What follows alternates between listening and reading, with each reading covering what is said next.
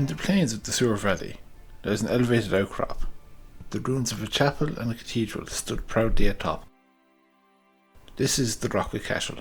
What's the crack with it?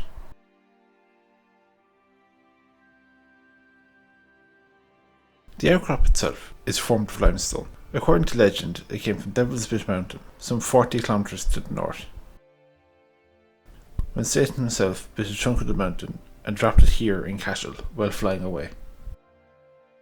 Whatever about legend and folklore, we know the rock served as a fortress in the days of the High Kings of Ireland, in the 4th or 5th century, serving as the throne of both Munster and of Ireland at times.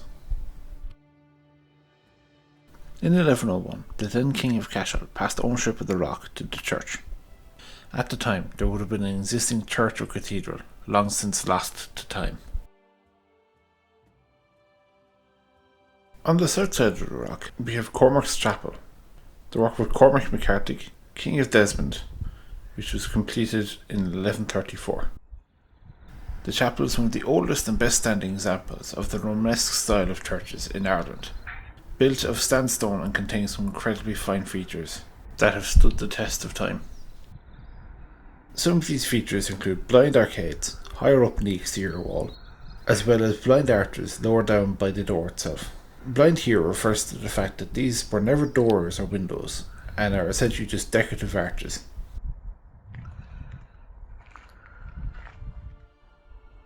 On the archway of the door, you have a chevron form going around the arch, as well as a sculpture of a bull between the arch and the doorway itself. Moving aside, there is more detail to be seen. On the archway from the nave to the chancel, there's faces carved all along the archway.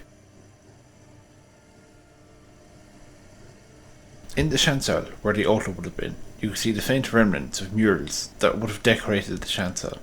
Significant deterioration was caused by time, moisture and Cromwell.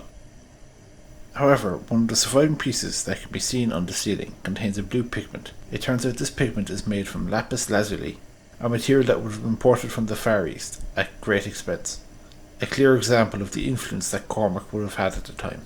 The mural was painted over after the arrival of Cromwellian forces in Ireland. What you see here today is all that remains after extensive and painstaking conservation work that was done in the 1980s and 90s.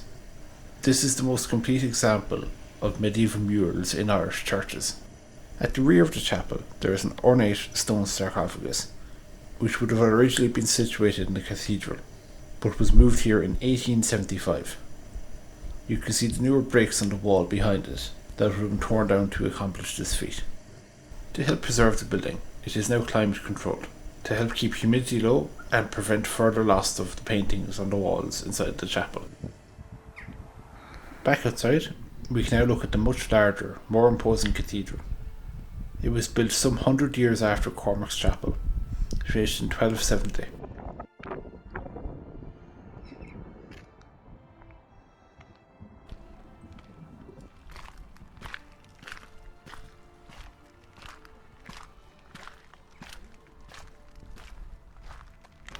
The cathedral is of Gothic style and is laid out in a cruciform plan. This means that the church has a general crucifix-inspired layout, as seen from an aerial perspective. In the choir, at the back of the church, we can see that little remains of the main window. Along the sides of the choir, we have the lancet windows. These carved pieces are of sandstone rather than limestone seen elsewhere in the cathedral.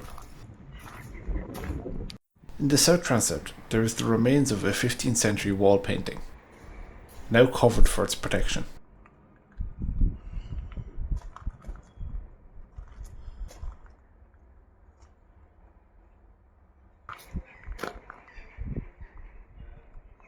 After dilapidation, the roof was removed in the 18th century, by order of Arthur Prince, who is the Anglican Archbishop of Cashel. On the northern side of the cathedral is the Round Tower, the oldest surviving building on the rock, possibly dating from 1101. This round tower stands at 28 metres high and is complete even with its conical stone roof at the top. As with other round towers, it would have been built freestanding.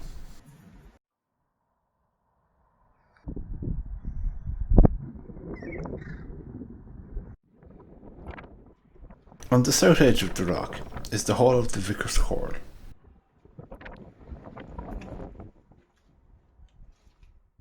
It dates from the early 15th century and would have been used to house the Vicar's Choral, a group of men, both laymen and clerical, who were appointed to sing during services in the cathedral.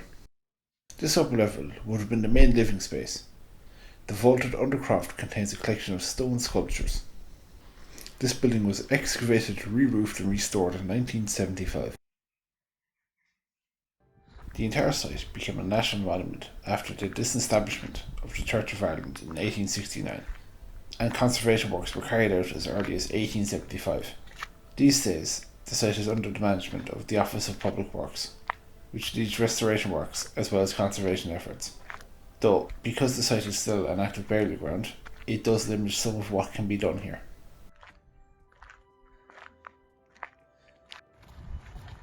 That concludes our trip to the Rock of Cashel.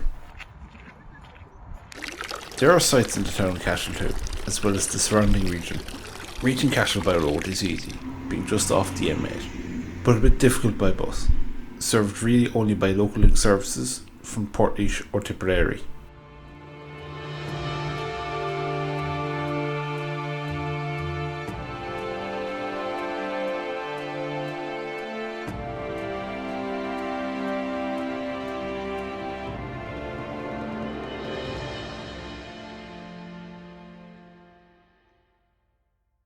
Thanks for watching, and Shlán leat.